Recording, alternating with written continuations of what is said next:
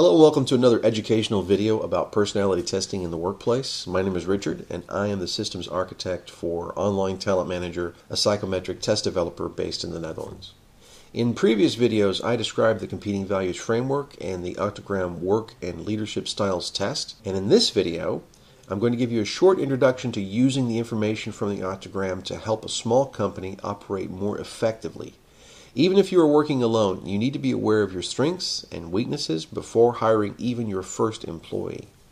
And notice that I said a small company. Teams within larger organizations usually have different needs and goals than what I will be describing here. So keep that in mind. For a quick recap, the competing values framework is describing in broad strokes all of the things that a company needs to do to be successful. A company has to innovate and be productive and keep some form of order and organization and have an atmosphere that promotes a good working environment. Because all of these bases need to be covered, it's best to start off with a simple analysis of what you have in-house now. For this video, I'm going to use Online Talent Manager as our example small company. Online Talent Manager started in 2001 as the brainchild of an entrepreneurial psychologist named Bert.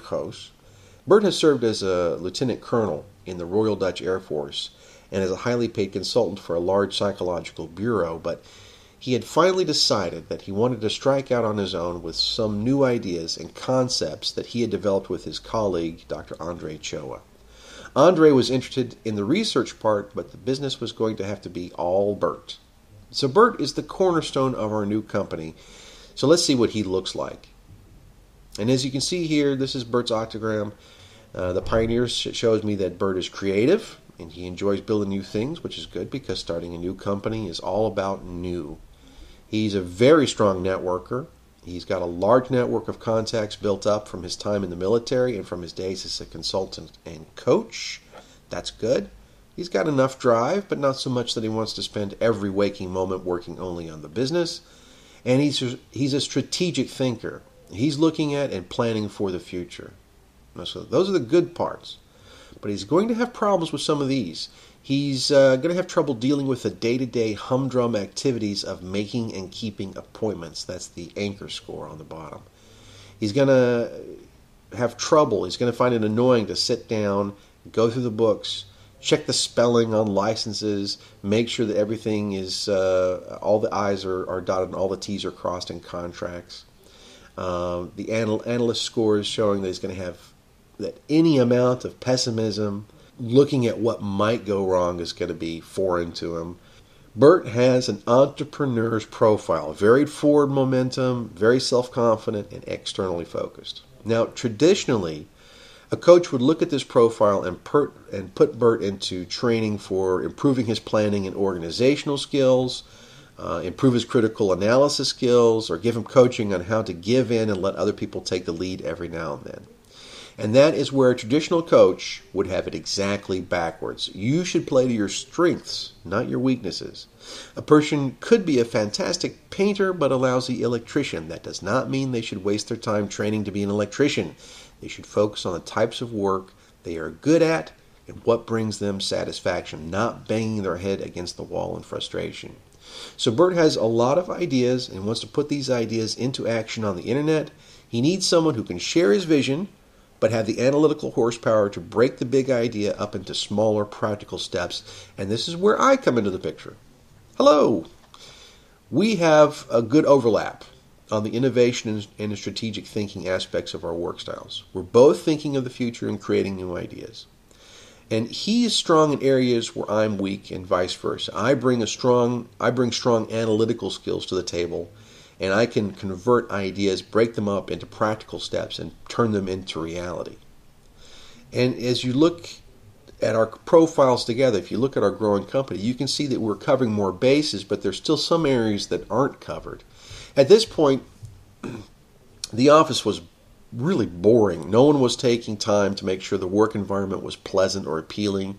In the early days, visitors to our office were greeted with bare, undecorated rooms and bad coffee. But more vitally, we both hated administration work. Poring over licensing and contract language, checking details, keeping the books were all major drains for both of us.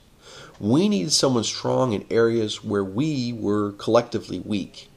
Bert's next hires did exactly that. We interviewed and tested several people for the position of office manager. We both liked different candidates based on their likability and experience, but the one we hired was the one candidate who enjoyed detailed work and administration and bringing order to chaos. And this is where Anna Marie comes in. After this core was in place, Bert was free to hire based on role, work style fit without worrying that the company as a whole was missing something, because Anna Marie was very strong where we were weak, and now we had all the bases covered. We brought in a secretary and a marketing specialist and another research psychologist, and we could easily assign them work to fit how they like to work because we already had the core roles covered. This level of awareness is important to have in any team, but especially important in a small company. The Octogram allowed Bert to grow his company in a balanced and sustainable way. It also gave us, the members of the team, a language for talking about personality and work roles, which improved communication and understanding. Let's look at some counterexamples, and if you've worked in a small company, you will recognize some of these bad workplaces. Let's take a hypothetical entrepreneur just starting off on his own, and we'll call him Dave. And Dave is a typical entrepreneur. He's full of ideas and drive. He struggles with some aspects of running his new company, but he figures that that's just part of being a small business owner. He struggles through for a while, and through sheer force of will and much frustration, he reaches the point where he can hire somebody. And he interviews several people, and he hires the one that he likes the best. Unfortunately, because Dave does not have an understanding of what his company needs, he hired an employee with a personality and work style similar to his own. Now, two people are generating work and not paying attention to details.